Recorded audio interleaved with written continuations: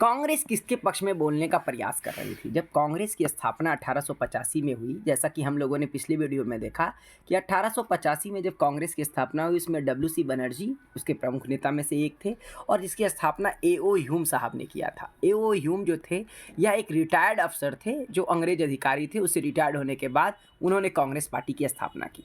तो कांग्रेस जो शुरुआत में बनी थी, उसका क्या पक्ष था? वो किसके पक्ष में बात कर रही थी? जनवरी 1986 में द इंडियन मिरर अखबार में लिखा, यह जो अखबार है या द इंडियन मिरर अखबार जो है उस समय का सबसे फेमस अखबार है। और इंडियन मिरर अखबार में क्या लिखा गया उसको हम लोग देखेंगे। बम्बई में आयोजित प्रथम राष्ट्रीय कांग्रेस में हमारे देश की भावी संसद केंद्रक है, यानी कि जो भावी संसद है आने वाले समय में जो देश के नवनिर्वाचित प्रतिनिधि होंगे, यानी कि जब देश में लोकतंत्र की स्थापना होगी, हमारे नागरिकों को वोट देने का अधिकार मिलेगा, तो इसी तरह का एक कांग्रेस, इसी तरह का एक मीटिंग का निर्माण किया जाएगा। यह हमारे देशवासियों के लिए अकल्पनीय रूप से लाभकारी परिणामों को जन्म देगी। एक पेपर वाले ने लिखा कि आने वाले समय में जब लोकतंत्र की स्थापना होगी, अंग्रेज यहाँ से चले जाएंगे, तो इसी तरह जनता के द्वारा चुने गए प्रतिनिधि आएंगे और देश का फैसला लेंगे। बदरुद्दीन तैयब जी, जो कांग्रेस के उस समय सबसे पुराने संगठन के सबसे बड़े नेता थे, उन्होंने 1887 में अध्यक्ष बन गए। कांग्रेस के कौन बने? अध्यक्ष बने बदरुद्दीन तैयब जी। हैसियत से कांग्रेस को संबोधित करते हुए क्या कहते हैं? यह कांग्रेस भारत में किसी एक वर्ग या समुदाय के प्रतिनिधि से मिलकर नहीं बनी है, बल्कि यह भारत के सभी समुदायों की संस्था है। यानी कि देश के हर जाति वर्ग के लोग, जो भी अलग अलग जाति धर्म के लोग हैं, अलग अलग धर्म के लोग हैं, बदरुद्दीन तैयब जी जैसे लोग जो हैं, ठीक है, ये सारे लोग जो हैं, जैसे हिंदू भी हैं उसमें, मुस्लिम भी हैं, पारसी भी आप देखें, तो विभिन्न समाजों के विभिन्न वर्ग समूहों के लोग जो हैं उसमें आकर के जुड़े हैं। इसका मतलब ये जो कांग्रेस सिर्फ क्षेत्र विशेष या वर्ग विशेष की पार्टी नहीं है, बल्कि यह पूरे भारत के सभी समुदायों की पार्टी है। ऐसा 1887 में बदरुद्दीन तैयब जी ऐसा बोलते हैं। अब आगे बढ़ते हैं, उभरता हुआ राष्ट्र समझते हैं। उभरता हुआ राष्ट्र क्या है? अक्सर कहा जाता है कि अपने पहले 20 सालों में कांग्रेस ने अपने उद्देश्य और तरीकों के लिहाज से मध्य मार्ग की पार्टी थी। यानी कि कांग्रेस का मूल विचार कैसा था? मध्य मार्ग का विचार था। मध्य मार्ग मतलब बीच का रास्ता, मतलब ना ज़्यादा क्रांतिकारी तरह का बात कर रही थी और ना ही ज़्यादा तरीके से सॉफ्ट थी, मतलब बीच का रास्ता पर काम करती थी। इस दौरान कांग्रेस ने सरकार और शासन में भारतीयों को ज़्यादा जगह दिए जाने के लिए आवाज़ उठाई। कांग्रेस ने क्या कहा कि जो भी सरकार, अंग्रेज सरकार चल रही है, उसके शासन प्रक्रिया में भारतीयों को ज़्यादा जगह दिया जाए। यानी कि जितने ज़्यादा भारतीय लोग रहेंगे, चाहे वह शासन हो या सरकार हो, यानी कि जो ICS का एग्ज़ाम उस समय हो रहा था, इंडियन सिविल सर्विस का एग्ज़ाम, उसमें भारतीय ज़्यादा लोगों को लाया जाए, क्योंकि देश में शासन चलाना है तो देसी लोग होने चाहिए। दिए जाने के लिए आवाज़ उठाई। कांग्रेस का आग्रह था कि विधान परिषदों में भारतीयों को ज़्यादा जगह दी जाए। विधान परिषद का जो चुनाव हो रहा था उस समय किनको ज़्यादा जगह दिया जाए? भारतीयों। परिषदों को ज़्यादा अधिकार दिए जाए। जैसे अब भारतीय लोग रहेंगे तो ज़्यादा अधिकार किनको मिले? परिषद लोगों को मिले, जो जनता के द्वारा चुने गए लोग हैं। जिन प्रांतों में परिषदें नहीं है, वहां उनका गठन किया जाए। हर क्षेत्र के लोगों को वोट देने का अधिकार मिले। कांग्रेस चाहती थी कि सरकार में भारतीयों को भी ऊंचे पद दिए जाए। इस काम के लिए उसने मांग की कि सिविल सेवा, जो उस समय इंग्लैंड में जो परीक्षा हो रही थी, उसकी परीक्षा लंदन के साथ साथ भारत में भी आयोजित किया जाए, ताकि भारत में भी जो पढ़े लिखे लोग हैं, जो लंदन जाने से नहीं जा सकते हैं, वो भारत में भी इसकी परीक्षा को देकर के इसमें प्रवेश प्राप्त कर सके। आगे बढ़ते हैं। निरस्त करना, आएंगे जहां वो समझते हैं। शासन व्यवस्था में भारतीयकरण की मांग। जब भी हम शासन व्यवस्था में भारतीयकरण की मांग की बात करते हैं, यानी कि भारतीय लोगों को बढ़ावा मिलेगा, मांग नस्लवाद के खिलाफ चल रहे आंदोलन का एक हिस्सा थी कि किसी भी प्रकार का कोई नस्ल भेद ना हो। जैसे भारत में उस समय क्या था कि कुछ गोरे लोग आकर के, हमारे हिंदुस्तान के अधिकांश लोगों का रंग श्याम रंग था, काले रंगों में थे, तो इन गोरे लोगों का क्या था? काले लोगों पर शासन हो रहा था। तो यहाँ पर एक तरह का नस्लवाद जैसा स्थिति बन रहा था। इसलिए इसके खिलाफ में भी एक प्रकार का मुहिम था कि नहीं भैया, हमारे जो नेता हों, हमारे जो ICS अधिकारी हों, वो भारतीय जैसे हों, तो जनता उनसे ज़्यादा कनेक्टेड फील करेगी, अपना आदमी रहेगा तो। क्योंकि जब तक ज़्यादातर महत्वपूर्ण नौकरियों पर गोरे अफसरों का ही कब्जा था। अंग्रेज आमतौर पर यह मानकर चलते थे कि भारतीयों को जिम्मेदारी भरे पद नहीं दिए जा सकते, क्योंकि अंग्रेज अफसर अपने भारी भरकम वेतन का एक बड़ा हिस्सा ब्रिटेन भेज देते थे। इसलिए लोगों को उम्मीद थी कि भारतीयकरण से यहाँ की धन संपत्ति कुछ हद तक भारत में रुकने लगेगी। आपको जान के आश्चर्य होगा कि उस समय जो अंग्रेज अधिकारी आईसीएस बन जाते थे, इंडियन सिविल सर्विस, और उस समय उन्हें कहा जाता था कलेक्टर। क्या कहते हैं? कलेक्टर। आज भी हम उन्हें कलेक्टर के ही शब्द से संबोधित कर देते हैं। कलेक्टर शब्द कैसे बना समझिए। देश की आम जनता उस समय टैक्स देती थी और टैक्स को वे करते थे कलेक्ट, मतलब जमा। तो जो कलेक्ट करे वह कलेक्टर। तो कलेक्टर जो बना शब्द, ये आईसीएस के अधिकारी जो कलेक्टर बनते थे, इनको दो तरह से काम आमदनी मिलती थी। सरकार इनको बड़ा वेतन देती थी, प्लस ये किसी भी गांव में जाते थे तो खूब बेगार करवाते थे। इनको जीवन फ्री में गुजर जाता था, पूरा पैसा आम जनता से भी लूटते थे। मतलब कोई भी इनको बीमार पड़ गया कलेक्टर तो आम जनता से पैसा लेके इलाज करवा लेता था, और अपना जो मोटा पैसा आता था जो सरकार देती थी, अंग्रेज सरकार, इसको उसको भेज देता था कहाँ? इंग्लैंड। इस तरह से भारत से पैसा विदेश जा रहा था। इस पैसे को रोकने के लिए भारतीयों ने दिमाग लगाया कि नहीं, ये जो आईसीएस अधिकारी हैं इसमें भारतीय लोग को घुसाया जाए। भारतीयों की मांग थी कि न्यायपालिका को कार्यपालिका से अलग किया जाए, यानी कि न्यायपालिका पूरी तरह स्वतंत्र हो। कोई भी अगर कार्यपालिका का आदमी जो कानून बनाने वाला है, जो कानून को पालन करवाने वाला है, अगर कोई भी गड़बड़ी करता, अगर वो आईसीएस अधिकारी भी काहे नहीं है, उसको भी न्यायपालिका सजा दे सकती है। आर्म्स एक्ट को निरस्त किया जाए। जो आप देखिए, कल एक आर्म्स एक्ट लगा दिया गया कि भारतीयों को कोई आर्म्स रखने का अधिकार नहीं है, और अभिव्यक्ति और बोलने की स्वतंत्रता दी जाए। कोई तरह का जो वर्नाकुलर प्रेस एक्ट लगा दिया गया, प्रेस पर रोक लगा दिया गया, ये सारे रोक को समाप्त करके ये कांग्रेस पार्टी ने मांग किया। किससे? अंग्रेजों से मांग किया कि हमें ये सब समाप्त कर देना चाहिए, निरस्त कर देना चाहिए। किस कानून को? आर्म्स एक्ट को। निरस्त करना मतलब किसी कानून को समाप्त करना, उसके वैधता को समाप्त कर देना जो अब तक लागू है। शुरुआती सालों में कांग्रेस ने कई आर्थिक मुद्दे भी उठाए, पैसे से संबंधित बात भी, क्योंकि देखिए किसी भी व्यवस्था के केंद्र बिंदु में क्या आता है? अर्थव्यवस्था। जैसी अर्थव्यवस्था रहती है वैसी ही सारी व्यवस्थाएं बन जाती है। उनका कहना था भारत में ब्रिटेन शासन की वजह से गरीबी और अकाल पड़ रहे हैं। बड़ा मुख्य रूप से मानना था कि ब्रिटेन की शासन जो है पूरी तरह से अवैज्ञानिक शासन है, सिंचाई व्यवस्था पर काम नहीं कर रहा है, जिस कारण से अकाल की समस्या आ रही है, और देश के किसान जो है बढ़िया उत्पादन नहीं कर पा रहे हैं, क्योंकि भारत एक कृषि प्रधान राष्ट्र है, इस कारण से गरीबी आ रही है। तो अंग्रेज का प्रशासन ही भारत में गरीबी और अकाल का कारण है।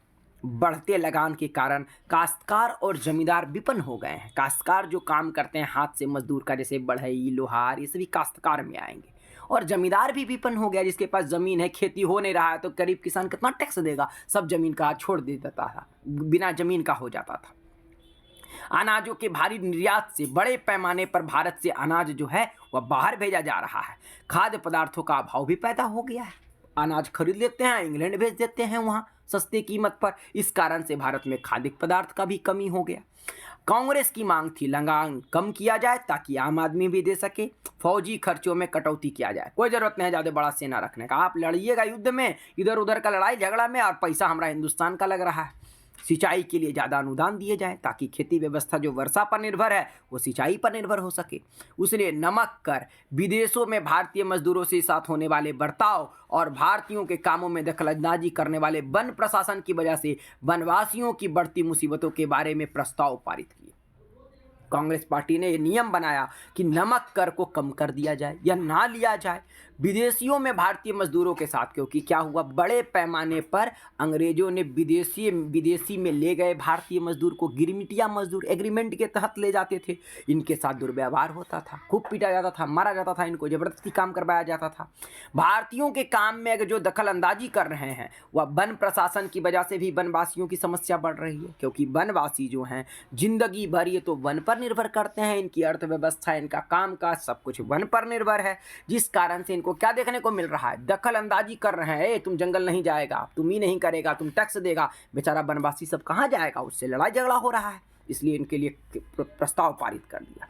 इससे पता चलता है कि पढ़े लिखे संपन्न वर्ग की संस्था होते हुए भी कांग्रेस केवल पेशेवर समूह, जमींदारों और उद्योगपतियों के हक में नहीं बोल रही थी, वो आम जनता के बारे में भी बोल रही थी। भले पढ़े लिखे लोग ही सिर्फ उसमें थे, लेकिन उनको पता था कि आम जनता के दर्द और तकलीफ को अगर हम आगे नहीं बढ़ाएंगे तो आम जनता हमारा सहयोग नहीं करेगी। मध्य मार्गी नेता जनता को ब्रिटिश शासन के अन्यायपूर्ण चरित्र, क्योंकि उनका जो शासन चल रहा था वो कैसा शासन था, अन्यायपूर्ण था, पूरी तरह से कोई न्याय नहीं था, अवगत कराना चाहते थे। क्योंकि जितने भी मध्य मार्ग के नेता थे वह जनता को क्या कहते थे, ब्रिटिश शासन जितना भी चल रहा है उसका अन्यायपूर्ण है, क्योंकि उसका न्याय नहीं चल रहा। उन्होंने अखबार निकाले, लेख लिखे, यह साबित करने का प्रयास किया कि ब्रिटिश शासन देश को आर्थिक तबाही की ओर ले जा रहा है। क्योंकि अगर हम आर्थिक रूप से तबाह हो गए तो आने वाले समय में हम क्या कर सकते हैं, सारी व्यवस्थाओं को निरस्त कर सकते हैं। उन्होंने अपने भाषणों में ब्रिटिश शासन की निंदा की। जहाँ जहाँ जाते थे पब्लिक के बीच में कहते थे, भाइयों जान रहे हैं आपके पीछे गरीबी का कौन कारण है, एकमात्र कारण है अंग्रेज। अगर आप अंग्रेजों को नहीं भगाइएगा तो सब दिन गरीब रह जाएंगे। जनमत निर्माण के लिए देश के विभिन्न भागों में प्रतिनिधि भेजे गए, लेकिन मध्य मार्गियों को यह लगता था कि अंग्रेज स्वतंत्रता और न्याय के आदर्शों का सम्मान करते हैं, इसीलिए वह भारतीयों की न्याय संगत मांगों को स्वीकार कर लेंगे। उनको लगता था अंग्रेज जो है मानते हैं कि उसका देश में तो सब लोग विधि व्यवस्था से चल रहा है, तो हम भी अगर मांग रखेंगे ना, प्रेम भाव से अपना बात रखेंगे तो अंग्रेज हमारा बात मान लेगा। लिहाजा कांग्रेस का मानना था कि सरकार को भारतीयों की भावना से अवगत कराना चाहिए। अगर हम सिर्फ अपनी बात उसको बता देंगे तो अंग्रेज समझदार है, वो हमारे पक्ष में फैसला लेगा। लेकिन कांग्रेस का यह जो व्यवस्था है, यह व्यवस्था पूरी तरह निरर्थक जान पड़ा। लोग जो हैं वहाँ हताश हो गए, परेशान हो गए। कब?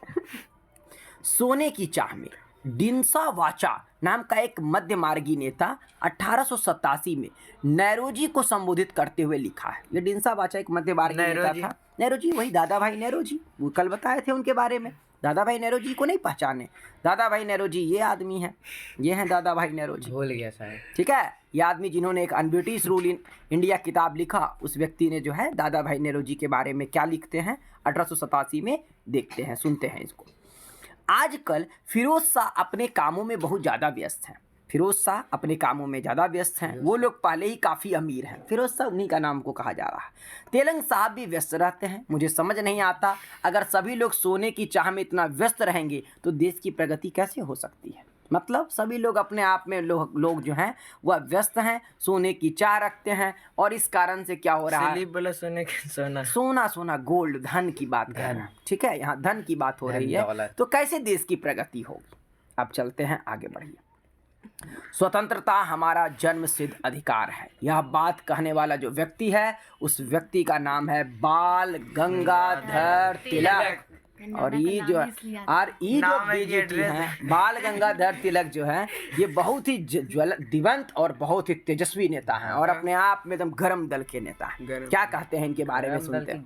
गरम दल। 1890 के दशक तक बहुत सारे लोग कांग्रेस के राजनीतिक तौर तरीके पर सवाल उठाने लगे। 1890 तक बहुत स्पष्ट हो गया कि जो लेटर वाला गेम आप खेल रहे हैं, 5 वर्ष तक खेले, क्या मिला आपको, क्या होता था, सुनो। लेटर में होता क्या था समझिए। कांग्रेस पार्टी क्या करती थी, लेटर लिखती थी गवर्नर के नाम पे, जाके गवर्नर को देती थी।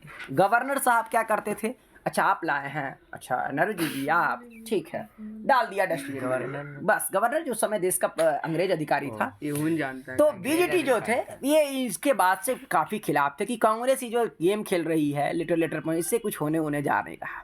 बहुत सारे लोग कांग्रेस के राजनीतिक और तौर तरीके पर सवाल खड़ा करने लगे। बंगाल, पंजाब और महाराष्ट्र, ये 3 बहुत ही गर्म प्रदेश और बहुत ही विद्वान लोग, पढ़े लिखे लोगों का प्रदेश है।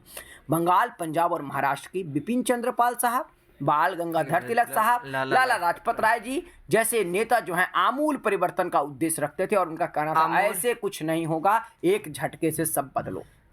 ई मांग उंग कर रहे हैं, गए लेटर लेके, वो जाके कुछ काम किया नहीं, इससे कुछ नहीं होगा। आमूल परिवर्तनवादी थे, इनका उद्देश्य था एक झटके में व्यवस्था को बदलो और जल्दी से परिवर्तन आना चाहिए। क्विक रिफॉर्मर ये लोग थे, पद्धतियों के अनुरूप काम करने लगे थे। उन्होंने निवेदन की राजनीति, ये जो निवेदन कर रहे हैं टू द गवर्नर, इसको बंद किया, और नरमपंथी जितने भी लोग थे जो इस तरह निवेदन करते थे उनकी उन्होंने आलोचना की कि ऐसे देश को कभी आज़ादी नहीं मिलेगा, आज़ादी हमें अधिकार है, हमको इसको लेके रहेंगे। और आत्मनिर्भरता और रचनात्मक कामों के महत्व पर जोर दिया कि इस तरह लेटर खेलने से कोई फायदा नहीं, आत्मनिर्भर बनिए, अपने आप को मजबूत बनाइए और रचनात्मक काम कीजिए। उनका कहना था रचनात्मक मतलब कुछ जनता के बीच में जुड़िए, जनता को जागरूक कीजिए, इकट्ठा कीजिए, लड़ जाइए, घेराबंदी करेंगे, इकट्ठा निकालिए, हो गया। लोगों को सरकार के नेक इरादों पर नहीं बल्कि उनकी ताकत पर भरोसा करना चाहिए। ताकत अपने आप पर भरोसा करना चाहिए। सब सरकार कहते हैं ना कि का खाने वाला, मार खाने वाला जो है वो बात से नहीं सुनता है, लात ही सुनता, बातों से नहीं मानते हैं, बस वही बात वो मान रहे हैं। लोगों को स्वराज के लिए लड़ना चाहिए। तिलक ने नारा दिया, स्वतंत्रता मेरा जन्मसिद्ध अधिकार है और इसे मैं लेकर रहूंगा। जन्म लिया हूं तो मुझे स्वतंत्र होने का अधिकार है और यह मैं हासिल करके रहूंगा।